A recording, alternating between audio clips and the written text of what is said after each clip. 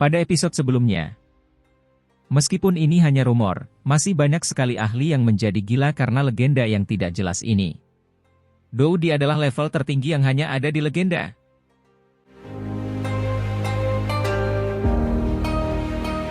Setiap pasang mata di ruang yang penuh kehidupan ini berkumpul pada Xiao Yan yang telah dipeluk oleh pohon kuno. Mata mereka relatif panas. Mereka yang bisa datang ke tempat ini tentu saja pernah mendengar tentang 3 harta karun Bodhisattva. Apa yang disebut meditasi di bawah pohon kuno Bodhisattva ini mungkin tampak sangat samar dan tidak terdeteksi, namun potensi yang diberikannya menyebabkan seseorang menjadi gila. Bagaimana orang ini bisa mendapatkan keuntungan seperti itu terlebih dahulu? Ekspresi Jiu Feng muram.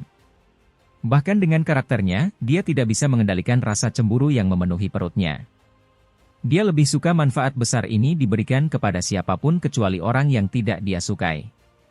Senyuman hangat, yang biasanya terlihat di samping wajah Hun Yu, berkurang secara signifikan sementara ekspresi Jiu Feng muram. Jari-jarinya terus bergesekan. Yang jelas, emosi di hatinya tidak setenang yang terlihat di permukaan. Tidak ada seorang pun yang bisa tetap tenang jika bisa memperoleh potensi sebesar itu.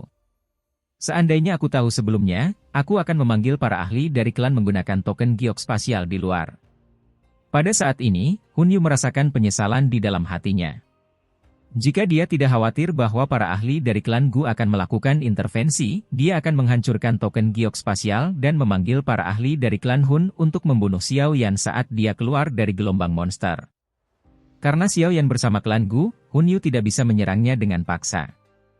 Bagaimanapun, Hun Yu memahami bahwa orang-orang dari klan Gu ini juga memiliki token giok spasial untuk memanggil ahli klan mereka. Jika mereka akhirnya terjerat satu sama lain di luar pohon, mereka hanya akan mendapat manfaat dari yang lain. Baru pada saat inilah Hun Yu merasakan penyesalan di hatinya, tapi sudah terlambat. Ruang di tempat ini adalah dunia ciptaan.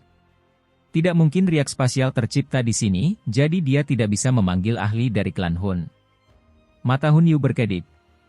Dia tiba-tiba menatap Jiu Feng. Keduanya saling melirik.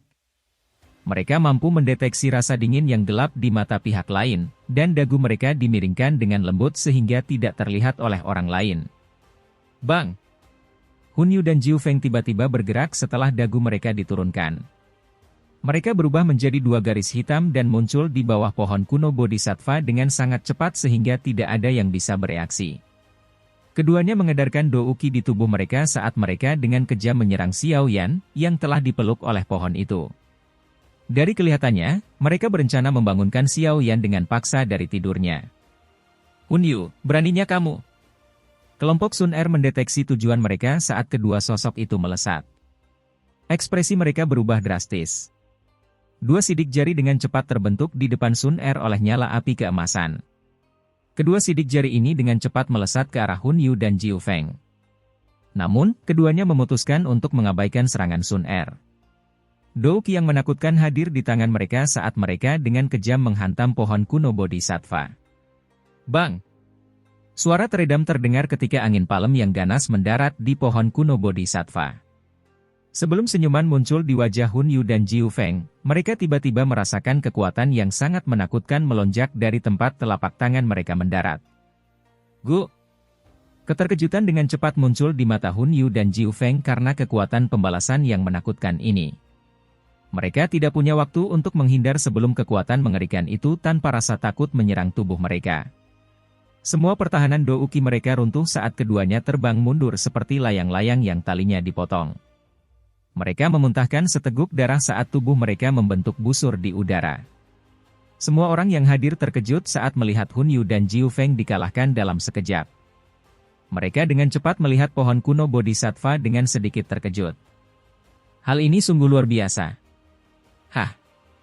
Mata cantik Sun Er menatap tajam ke arah Xiao Yan di pohon kuno Bodhisattva. Dia hanya menghela nafas lega setelah melihat bahwa dia tidak terbangun. Matanya yang sedingin es beralih ke Hun Yu dan Jiu Feng saat nyala api keemasan muncul di dalamnya. Para ahli dari klan Hun dan suku Iblis Phoenix terkejut setelah melihat mata Sun Er. Mereka buru-buru mengumpulkan Hun Yu dan Jiu Feng yang telah berdiri. Melihat situasinya, mereka sepertinya siap terlibat pertarungan besar jika terjadi perselisihan sekecil apapun. Sun Er, jangan gegabah. Guking yang menghentikan Sun Er. Matanya memandang kelompok Hun Yu dengan sikap tidak ramah. Klan Hun dan suku Heaven Demon Phoenix jelas bekerja sama. Akan sulit menentukan pemenang jika mereka terlibat dalam pertempuran berdarah. Yang terpenting, keributannya akan menjadi terlalu besar jika mereka benar-benar bertarung. Mereka pada akhirnya akan kehilangan lebih banyak daripada keuntungan jika mereka membangunkan Xiao Yan dari kondisinya. Sun Er juga menyadari kekhawatiran Guking yang di dalam hatinya.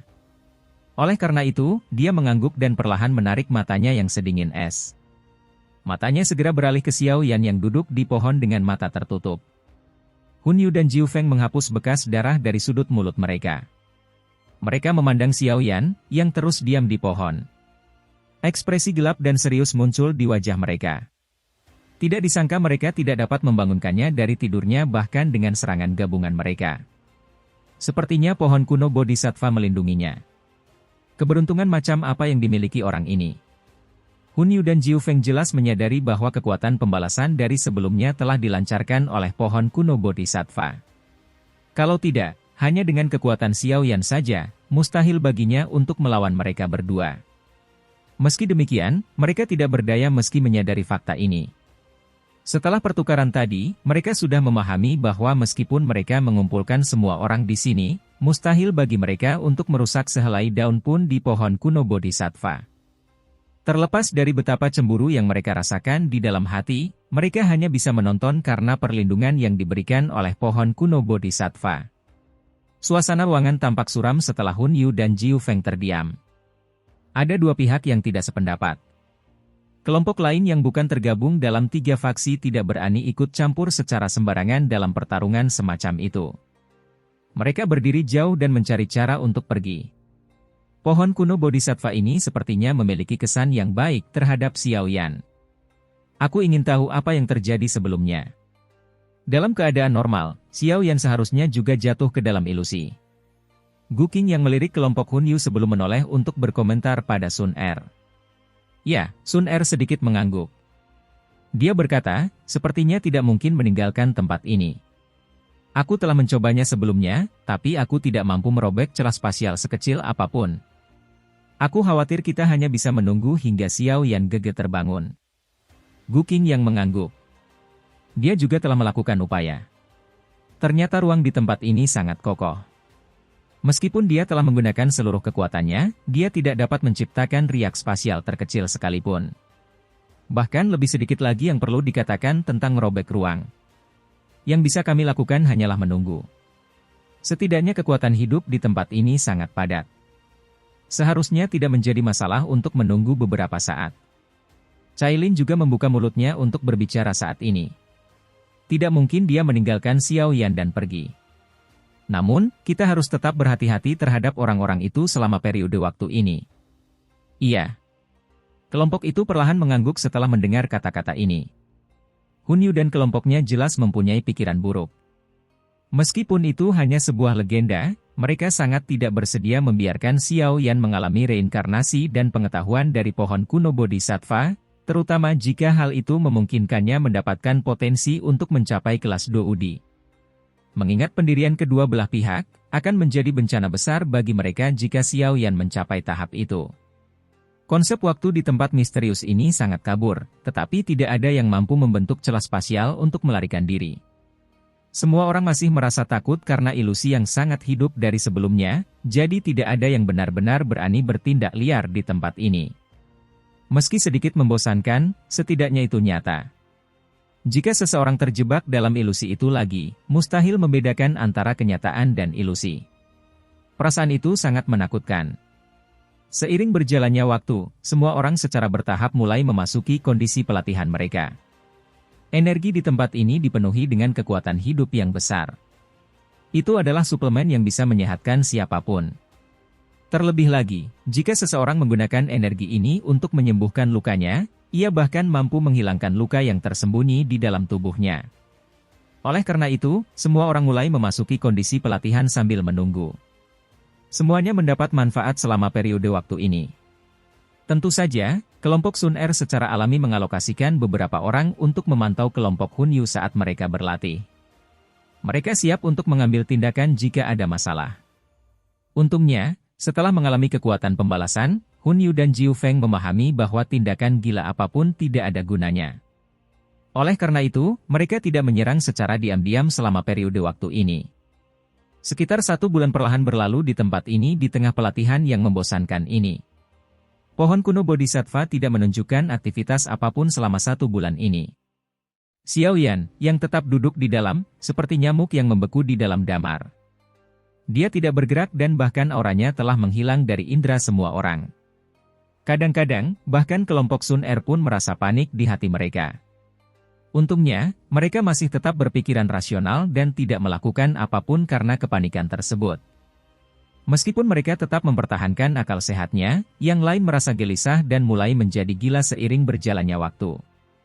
Lagi pula, tidak ada seorang pun yang rela terjebak di tempat ini selamanya. Jika demikian, apa bedanya antara mereka dan seorang tahanan? Kejengkelan ini berlanjut selama 7 hari sebelum beberapa orang akhirnya tidak mampu menahan kegilaan di hati mereka. Mata orang-orang ini memerah, dan mereka bersiap bertarung dengan pohon kuno Bodhisattva ketika sosok manusia yang duduk di dalamnya akhirnya bergetar. Mata itu, yang telah tertutup selama sebulan, perlahan terbuka di hadapan banyak tatapan kaget. Ruang ini, yang dipenuhi dengan kekuatan hidup, tiba-tiba berfluktuasi setelah orang di dalam pohon Bodhisattva kuno perlahan membuka matanya. Semua orang melihat sepasang mata hitam pekat di dalam pohon kuno Bodhisattva. Pada saat itu, semua orang sepertinya melihat ekspresi lama yang berpengalaman yang sepertinya telah melihat segala sesuatu di dunia. Perasaan seperti ini berasal dari dalam jiwa orang itu dan tidak mungkin untuk ditiru. Xiao Yan gege. Sun Er menatap Xiao Yan yang telah membuka matanya. Pupil matanya yang cantik dipenuhi dengan kegembiraan. Mata orang ini benar-benar menembus orang lain, kelompok Hun Yu saling bertukar pandang. Mereka merasakan perasaan yang berbeda dari yang lain. Dari indera mereka, mereka merasa seolah-olah jiwa mereka telah terpapar pada Xiao Yan ketika dia melihat mereka. Perasaan ini penuh ketidaknyamanan. Seluruh tempat itu benar-benar sunyi. Mata semua orang tertuju pada Xiao Yan, yang masih dipeluk oleh pohon kuno Bodhisattva. Mereka hanya membaca tentang mereka yang bisa berlatih di bawah pohon kuno Bodhisattva di beberapa teks kuno. Oleh karena itu, mereka tidak mengetahui perubahan seperti apa yang akan dialami seseorang setelah pelatihan ini.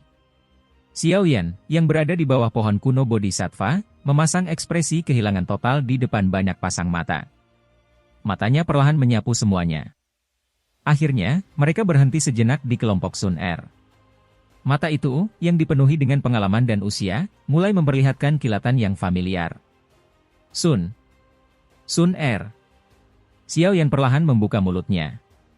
Sesaat kemudian, suara agak serak yang berisi nada tua perlahan-lahan ditransmisikan dari pohon kuno Bodhisattva. Ekspresi siapapun yang mendengar suara ini tanpa sadar berubah. Nada ini sangat berbeda dari nada suara Xiao Yan di masa lalu. Namun, ekspresi tua dan berpengalaman yang meresap ke mata Xiao Yan, perlahan-lahan ditarik setelah suara tua ini terdengar.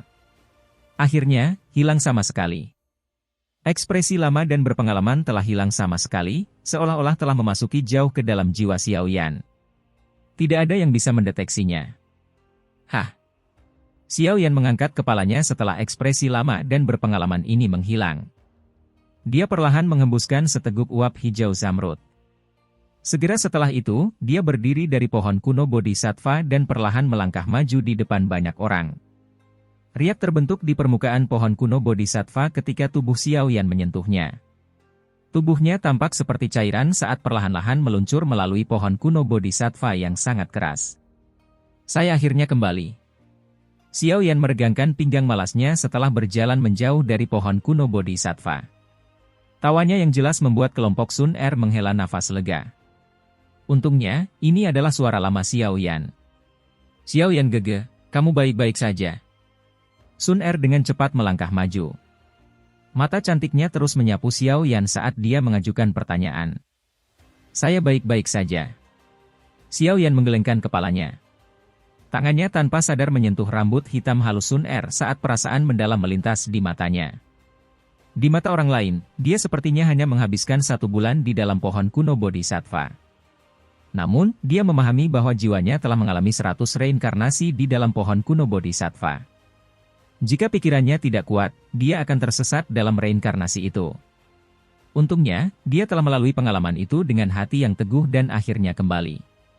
Dalam waktu singkat, dia telah mengalami terlalu banyak nyawa dan terlalu banyak kematian. Tingkat bahayanya jelas tidak ada bedanya dengan bertarung dengan Dou Sheng asli. Sun Er tidak mengelak saat dia menatap mata Xiao Yan. Meskipun dia tidak menyadari apa yang dialami Xiao Yan, dia yakin akan satu hal, pelatihan 1 bulan ini tidak semudah apa yang dia tunjukkan. Karena Xiao Yan tidak mau bicara lebih banyak, dia tentu saja tidak akan bertanya. Terima kasih. Xiao Yan menoleh. Matanya beralih ke pohon kuno Bodhisattva. Dia menangkupkan kedua tangannya dan tertawa.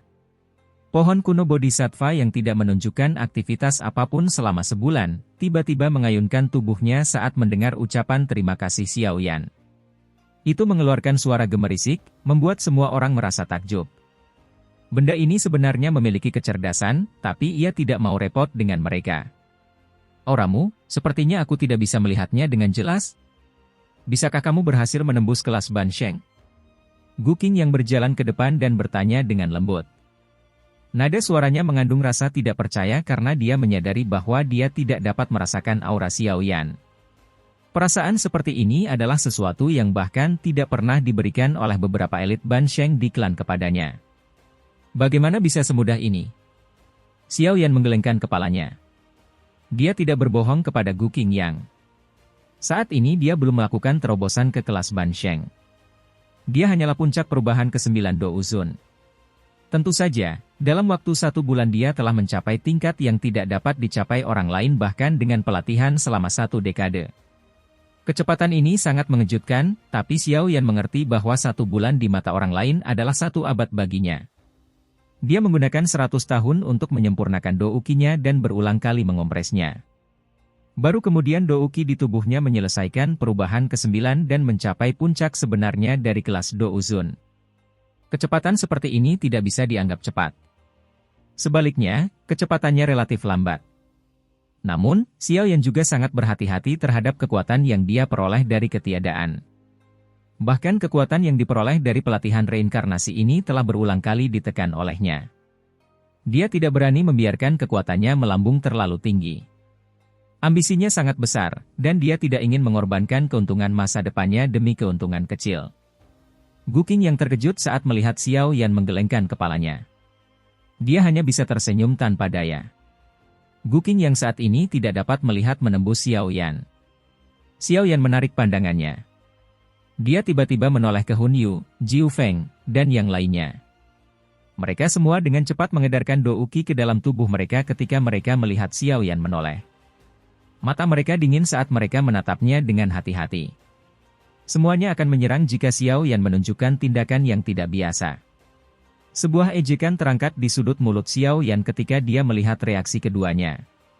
Jika dia bertemu keduanya sebelum memasuki pohon kuno Bodhisattva, dia pasti akan sangat takut pada mereka, tetapi sekarang ketakutan ini telah hilang sama sekali karena saat ini dia benar-benar yakin bahwa dia dapat dengan mudah mengendalikan keduanya di telapak tangannya.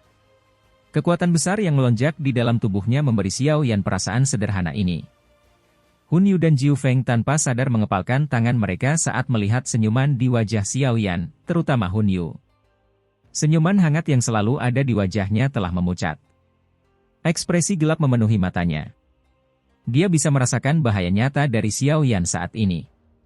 Selain orang gila dalam klan Hun, Xiao Yan di depannya sekarang adalah orang kedua dari generasi yang sama yang memberinya perasaan bahaya yang samar-samar. Bocah ini tampaknya telah berubah menjadi orang yang berbeda setelah berlatih di bawah pohon kuno Bodhisattva. Ekspresi Jiu Feng muram.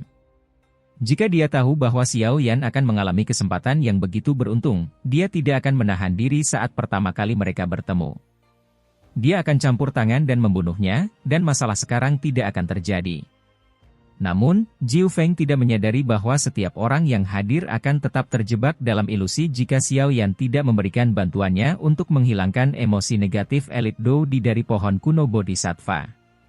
Di masa depan, mereka semua akan mengalami nasib yang mirip dengan boneka Ban Sheng yang mereka temui sebelumnya.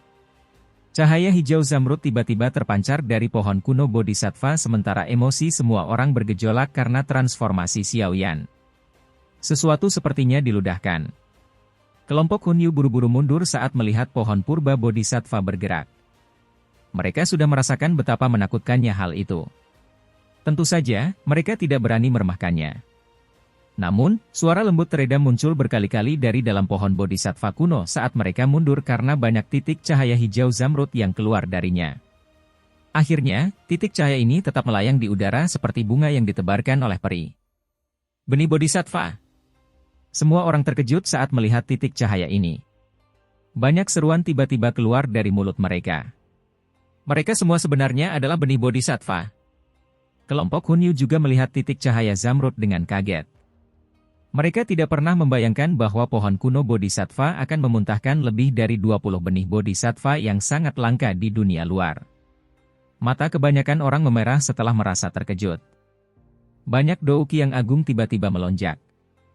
Setelah itu, mereka berubah menjadi sinar cahaya yang dengan liar menyambar titik lampu hijau tersebut. Hei! Xiao Yan hanya tertawa setelah melihat mata kelompok Hunyu yang memerah. Dia memberi isyarat dengan tangannya dan titik lampu hijau itu sepertinya telah dipanggil. Mereka mengeluarkan suara suoos saat menghindari tangan orang yang mencoba meraihnya. Semuanya berkumpul di tangan Xiao Yan setelah beberapa kilatan. Terima kasih atas hadiahmu, saudara bodhisattva. Xiao Yan menoleh dan tersenyum ke pohon kuno bodhisattva setelah mengambil benih bodhisattva ini. Setelah itu, dia menjentikan jarinya. Sepasang benih kuno bodhisattva di tangannya ditembakkan dan muncul di depan Sun Er, Cailin, Gu Qingyang, dan anggota kelompoknya yang lain. Saudara Xiao, terima kasih.